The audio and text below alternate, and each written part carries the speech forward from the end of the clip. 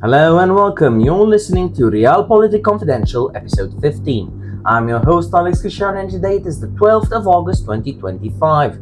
Tonight we're focusing on the upcoming summit in Alaska between the United States President Donald Trump and Russian President Vladimir Putin. A high-stakes face-to-face meeting set for Friday, August 15th, 2025. That is 2 days from this recording, so we will try to help you get a clear picture of what might happen at this summit. It's the first US-Russia presidential summit in over 4 years and Putin's first trip to the United States since 2015. Over the next 25 minutes, we'll break down what's confirmed about this summit, the context of the ongoing war in Ukraine and sanctions, the strategic big picture through a geopolitical, realpolitik lens, and 3 plausible outcome scenarios, from a symbolic meet and greet to a potential ceasefire framework or even a controversial deal that sparks backlash all over the globe. Let's start with what we officially know about the summit. President Trump announced via social media that he will meet very shortly with Putin in Alaska to discuss ending the war in Ukraine. The date is confirmed for Friday, August 15, 2025. That is, this coming Friday. The location is somewhere in Alaska, though as of now, officials in both countries have not revealed the exact venue, likely due to security concerns more than anything else. Speculation points to Joint Base Elmendorf-Richardson in Anchorage as the logical site. Even Alaska's governor has hinted a military base would make sense. Others noticed that hotel rooms at a resort in Girdwood, which is in Alaska, are blacked out for Thursday and Friday, fueling talk that it could host the delegations. But, as of tonight, the White House and the Kremlin have declined to confirm the precise venue. Security experts note it's typical to keep the exact location under wraps until the last moment for a meeting of this magnitude. Now, who's attending? The meeting will feature only Trump and Putin themselves in that room, a bilateral summit. Notably, Ukraine's President Volodymyr Zelensky is not invited. Early on, there were suggestions that Zelensky might take part, but both Washington and Moscow have confirmed it's just Putin and Trump one-on-one. The Kremlin flatly refused any three-way meeting. Putin said last week that he's not against meeting Zelensky eventually, but only after certain conditions are met. Those conditions are still a long way off. In other words, Moscow insists a formal Russia-Ukraine peace deal must be ready to sign before Putin meets Zelensky. The White House initially signaled a summit would not happen if Putin did not agree to meet Zelensky, but later they softened up on that stance. And indeed, the summit is moving forward without Ukraine at the table. The stated agenda for Friday's talks is dominated by the war in the Ukraine. Both sides have framed the summit as an attempt to halt the fighting that has raged for over 3.5 years. President Trump has grown openly frustrated with Putin's refusal to halt the bombardment of Ukrainian cities. The White House says Trump's goal is a ceasefire as a first step towards peace. In fact, Trump has publicly set deadlines and pressured Moscow for weeks leading up to this. He even gave Putin an August 8th deadline to show progress towards ending the war or face additional United States sanctions. That deadline has obviously passed without a ceasefire, but Trump chose not to impose new sanctions once talks were underway. For the Kremlin, the agenda is about securing Russia's strategic gains. Putin is coming in intent on cementing Russia's territorial claims in the Ukraine and getting relief from Western pressure. Russian officials have portrayed this meeting not as Russia being cornered, but as two superpowers looking to resolve various global problems, with Ukraine just one of them. Trying to elevate Putin's stature despite his international isolation. It's worth noting Putin travels to Alaska with some assurances. Since the United States is not a member of the International Criminal Court, Washington has no obligation to enforce the ICC's war crime arrest warrant against him. So he can step on US soil without fear of legal arrest, a fact not lost on observers. Not that Putin would have actually been arrested. The ICC's warrant has proved to be more of a paper tiger than anything else. We've also heard official statements from both capitals ahead of the summit. The White House has characterized the meeting as a feel-out session. Trump's own words. Just yesterday, President Trump told reporters he expects to know within the first 2 minutes of talking to Putin whether or not a deal can be made to end the war. He downplayed expectations, calling it really a fill-out meeting, and saying he might just leave and say, "Lots of luck, keep fighting," if he senses Putin isn't serious. On the other hand, Trump said, "I may say we can make a deal if progress seems possible." He's effectively preparing the public for anything from a breakthrough to a bust. From Moscow's side, Putin's aides have welcomed the chance to engage the United States directly. One of Putin's top advisors called it a meeting most important to be successful and productive, while brushing aside the idea of Zelensky attending. The Kremlin has finally outlined what it wants for peace. According to reports, Russia's ceasefire terms would lock in its occupation of all territory seized since 2022. That includes Ukraine withdrawing its troops from parts of Donetsk and Luhansk provinces that Kiev still controls, ceding those areas to Russia. In exchange, Putin agrees to stop fighting, at least temporarily. We'll dig more into these demands and reactions in a moment, but those are the broad strokes on the table. For context, let's remember where the Ukraine war stands as these two leaders prepare to talk. It's now mid-2025 and the war has been raging since February 2022. Fighting continues along a massive front line. In the past few months, Russian forces have actually managed to gain some ground in eastern Ukraine despite high casualties.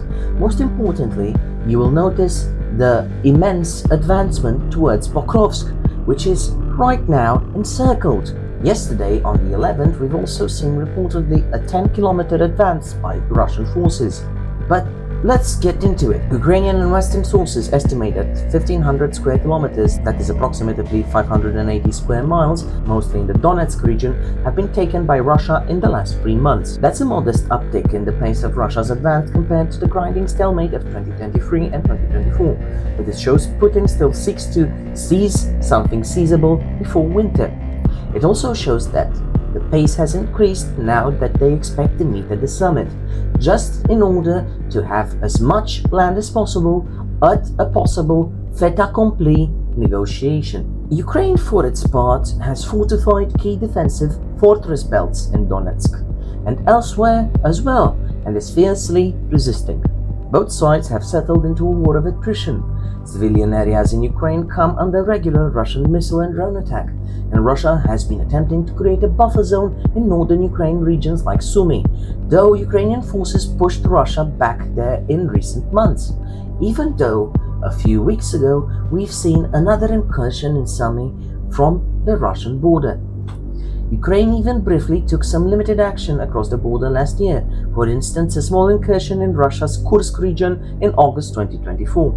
But those gains were lost. The bottom line, neither side has achieved a decisive breakthrough, and the human and economic costs are soaring on all sides. That painful status quo is the backdrop for Trump's push to broker a ceasefire.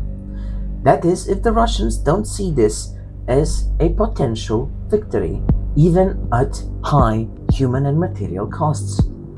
Now, the sanctions and economic pressures are also a part of that equation. Since the invasion, the United States and allies have hit Russia with severe sanctions. Russia's economy has been squeezed, though not collapsed, and Putin has been largely isolated diplomatically, at least towards the West. Western export controls and oil price caps have crimped Moscow's war financing, and Russia has to rely on a few partners like China, Iran, and India to stay afloat. In fact, as part of Trump's recent pressure strategy, the United States even imposed tariffs on India for buying Russian oil just last week. The Americans have been basically sending a message to Moscow that its revenue lifelines are targets too. Putin comes to Alaska under arguably the heaviest sanction regime Russia has ever faced. He's undoubtedly looking for any sign of sanction relief or future economic normalization. President Trump hinted that if the meeting is successful, he could see a day where US-Russia trade relations normalize, a carrot being dangled. Conversely, Trump warned that if Putin doesn't cooperate, even harsher US economic sanctions await. So that summit carries big economic stakes as well. Russia wants sanctions eased, and Trump is using the threat of more pain versus the promise of relief as leverage going on forward in this negotiation process. The diplomatic landscape is also critical in this context. For Putin, simply getting this summit is a win.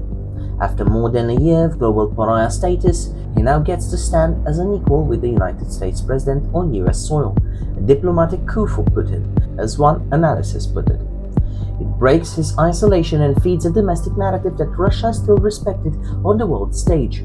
European allies, however, are nervous. They weren't thrilled about the US-Russia tete-a-tete over the Ukraine. Talks of a second Yalta have been heard.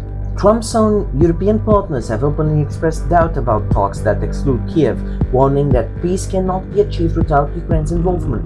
Leaders from the EU have been scrambling to appeal to Trump to defend Europe's security interests in any appeal. There's a real fear of a Yalta-like situation, as I said, a throwback to 1945 when great powers divided Europe with little say from those affected. President Zelensky on cue has been asserting Ukraine's red lines. He said just days ago, Ukrainians will not give their land to the occupier. He insists no territorial concessions. Any peace that gives up Ukrainian land is unacceptable. And Zelensky has a constitutional trump card. He reminded everyone that Ukraine's constitution requires any territorial changes to be approved by a national referendum. That means he legally can't just sign away territory at the negotiation table. However, Trump, regardless, has been talking about quote-unquote some land being swapped. What that means? Well, we can speculate, but it's best to wait until after Friday. Nevertheless, Zelensky's signal is likely oriented towards Trump and Putin alike. Don't strike deals over our heads. That is the message. Still, Zelensky has also been consulting with Western leaders daily.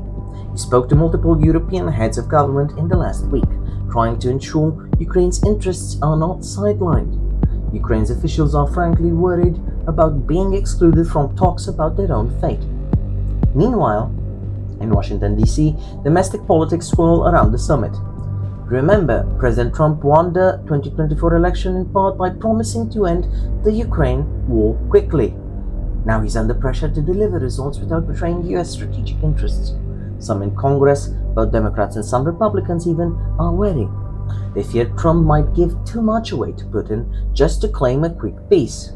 Already hawks are warning against any bad deal that rewards aggression. On the other side, Trump's supporters are eager to see him make good on his pledge to stop American involvement in what they view as a costly foreign war. This domestic backdrop means Trump is walking a tightrope.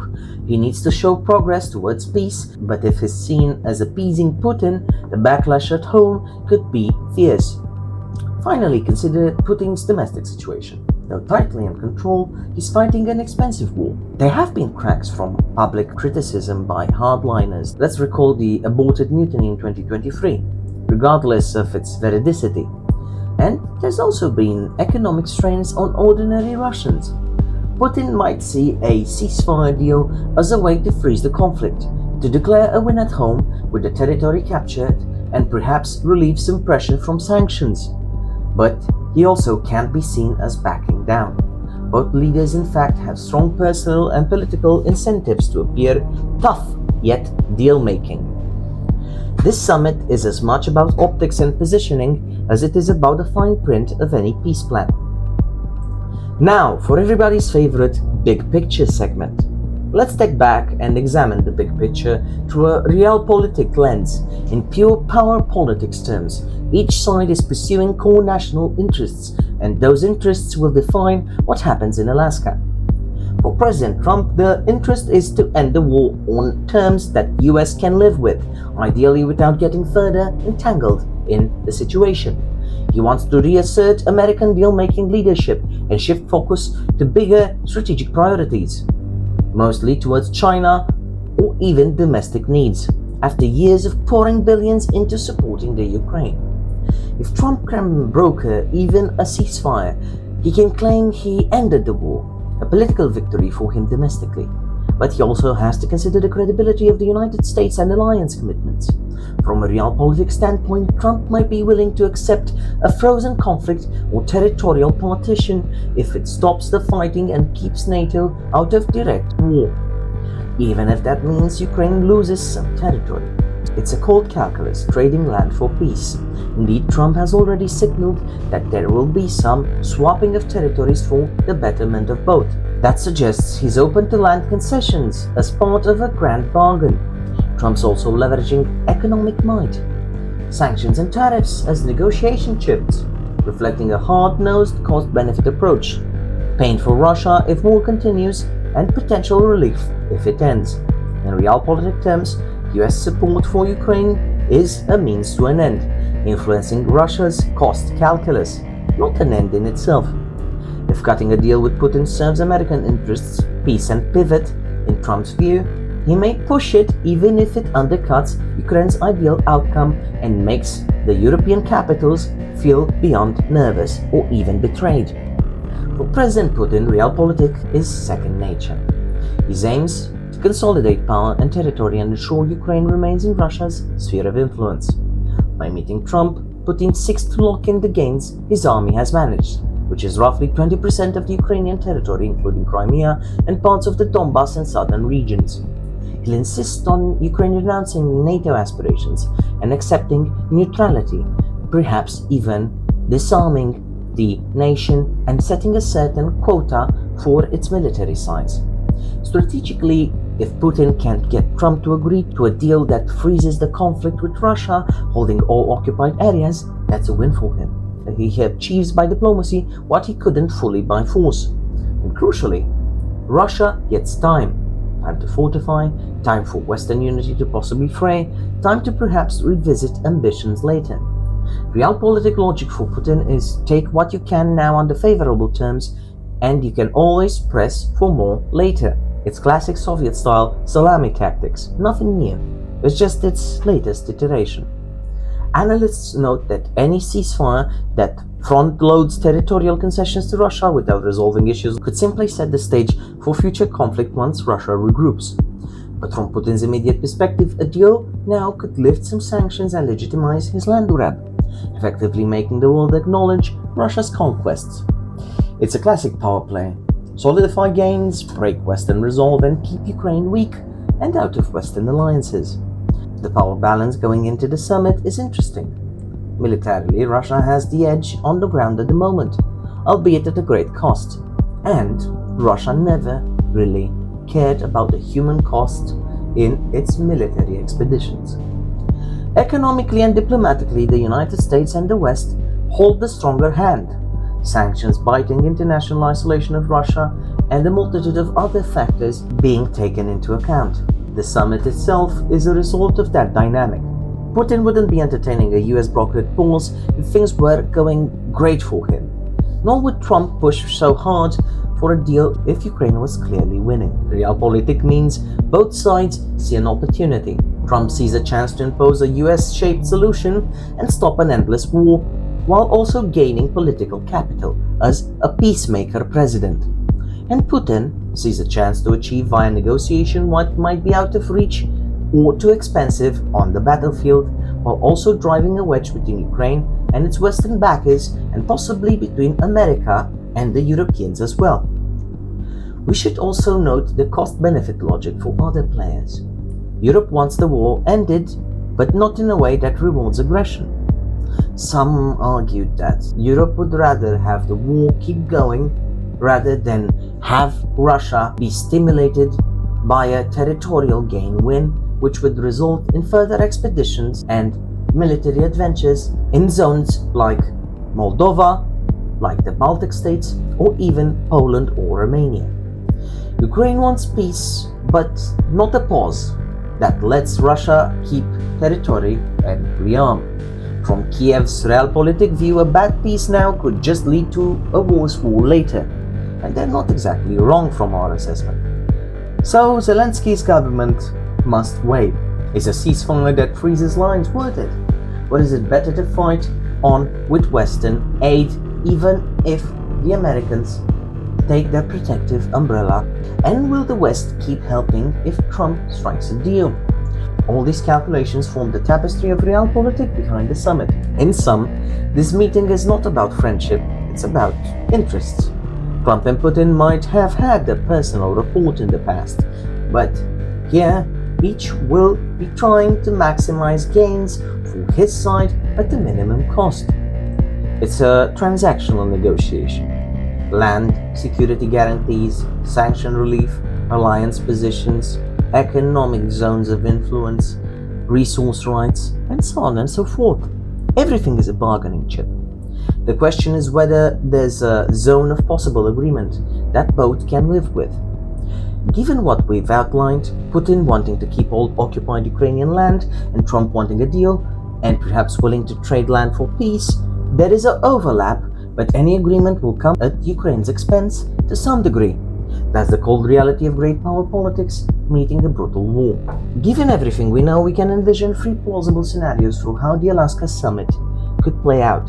Let's break them down. First, we have a symbolic feel-out meeting, little concrete results. In this scenario, Trump and Putin meet for a few hours, shake hands, talk broadly, but come away with no firm agreement. It's essentially a symbolic reset and a chance to size each other up. President Trump himself has referred to the summit as a feel-out meeting, where he might simply wish Putin good luck and walk away if not fruitful. The two leaders could issue vague statements about continuing dialogue and maybe agree to have their teams keep talking, but no ceasefire might be reached. They may announce some minor confidence-building steps, for example, an agreement to keep meeting or a token exchange like a prisoner swap or humanitarian corridors, but fighting in Ukraine continues unabated after the summit. Each side essentially uses the meeting to probe the other's positions. Trump gauges if Putin is serious about peace, and Putin gauges how far Trump might go in pressuring Ukraine. The likely indicators for this scenario are the following. You could have no joint communique beyond generic language, no major shifts on the ground. Trump may frame the outcome as we had a frank talk, and the ball is in Putin's court, while Putin would stress that lines of communication are now open. This outcome is highly plausible, perhaps the most likely, given the deep gaps between the sides' conditions right now. Russia wants to keep all occupied land, and Ukraine, backed by many in the European Union and some in Washington as well, isn't ready to cede that. It's quite possible both men leave Alaska with no deal, just the optics of having met. What's the probability? Well, a ballpark figure here at Realpolitik Confidential would be roughly 50%. That this first summit is mostly exploratory, with no immediate breakthrough. What are the day-after implications? A symbolic outcome means status quo continues, and the war goes on. Diplomacy may be inches forward at a lower level. Critics would say the summit was just a photo op. Supporters might argue talks had to start somewhere. Trump would likely claim he put Putin on notice, while Putin would bask in having met the US president without yielding. The risk here is time, a continued war of attrition that could escalate later, but at least channels are now opened. This scenario, while unsatisfying to those craving immediate peace, is very realistic and would help alleviate some concerns about the United States now being at DEFCON 4 after moving to submarines due to Medvedev's inflammatory statements, and head towards some sort of normalization of relations with the Russian Federation. The second scenario is a framework for a ceasefire, the outline of a deal. In this scenario, the summit yields an initial understanding or framework towards a ceasefire in the Ukraine. It's not a full peace treaty, but Trump and Putin agree in principle on some key points. For instance, they might announce a tentative ceasefire to begin soon, conditional on some immediate concessions and further talks.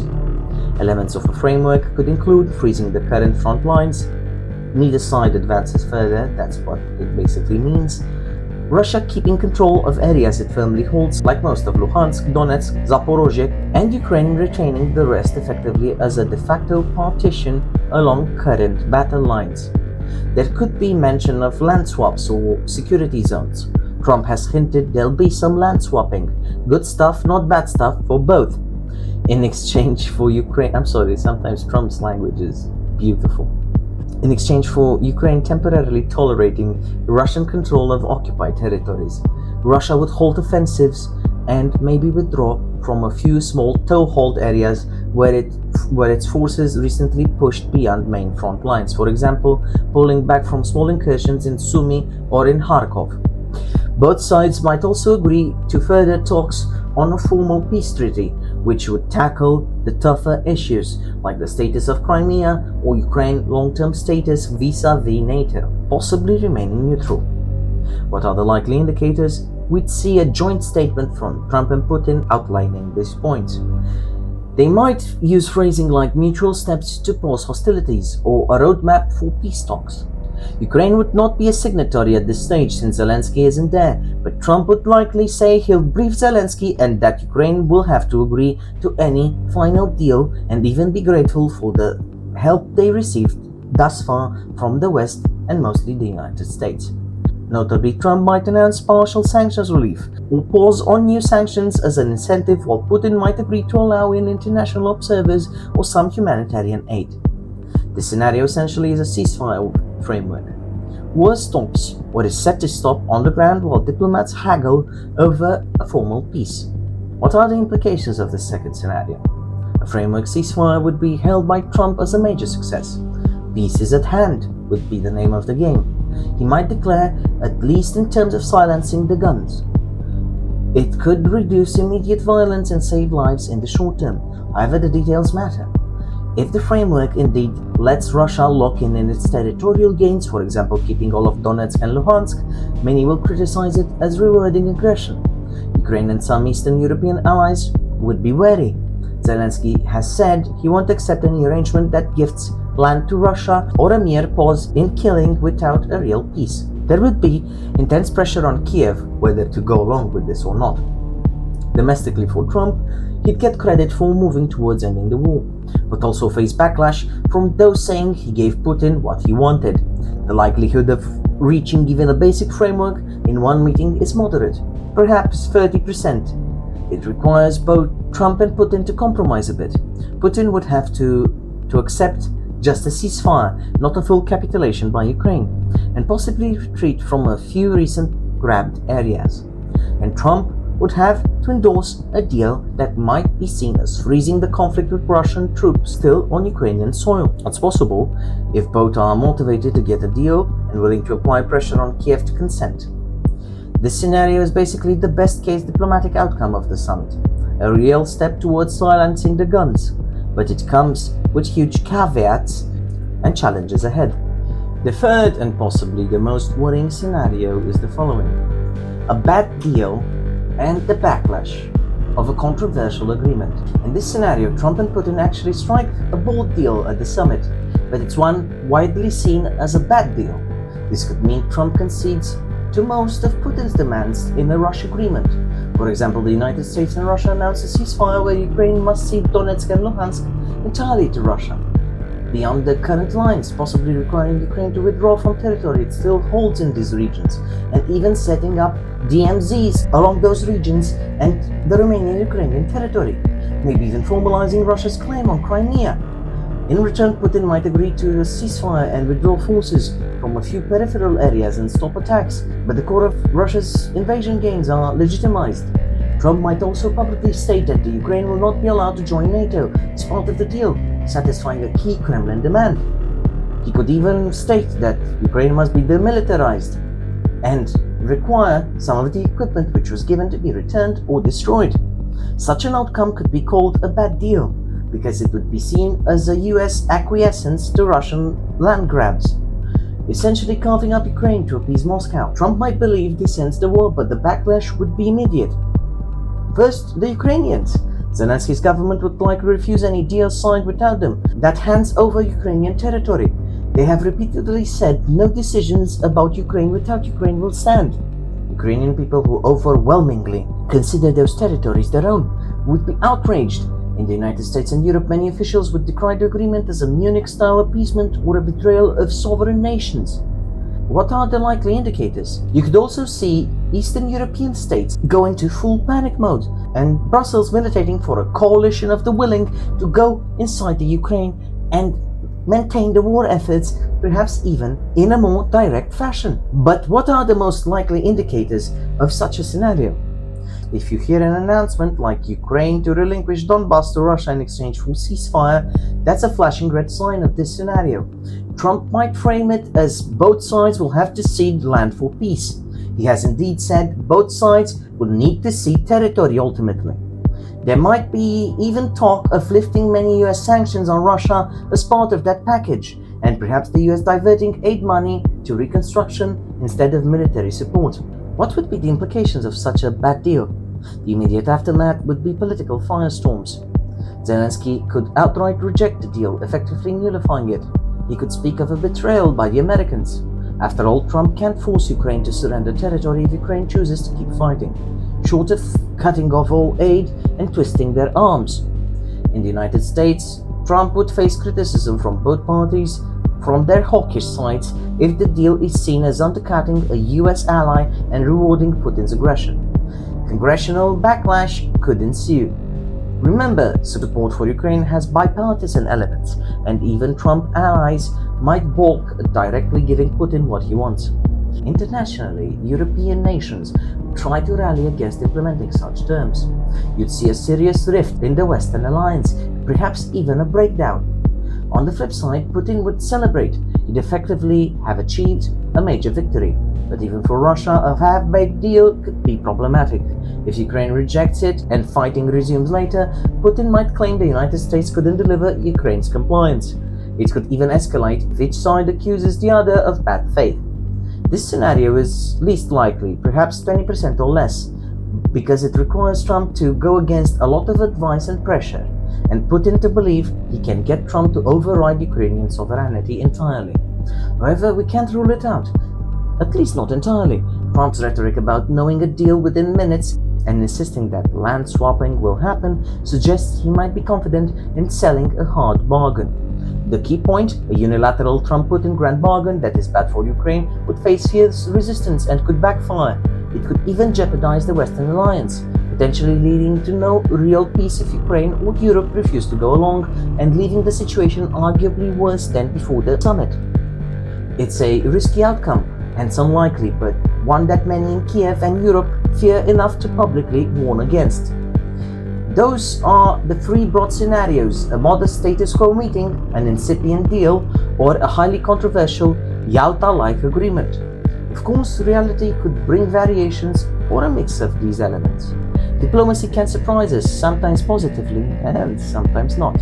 I think this has been more than 25 minutes. Well, it is what it is. As we wrap up, what should you watch out for on August 15th? Well, first, tone and body language.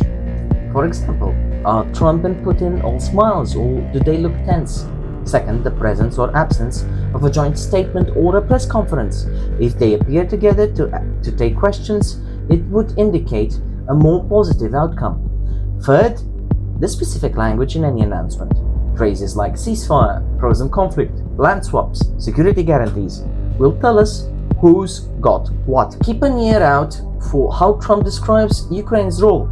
Will he reaffirm support for Ukraine's sovereignty or emphasize Ukraine needing to make a deal? And listen to Putin. Does he sound triumphant or conciliatory? Whatever happens, this Alaskan summit is set against a dramatic historical backdrop: an ongoing war in Europe, an American president determined to prove his deal-making mettle, and a Russian leader seeking to secure his gains. It's a test of whether hard-nosed Realpolitik can actually stop the bloodshed, or if it will simply redivide the map and plant the seeds for future discord. Here on Realpolitik Confidential, we'll be following up after the summit to unpack the results. Thank you for joining us tonight for this in-depth preview of the Trump-Putin Alaskan Summit.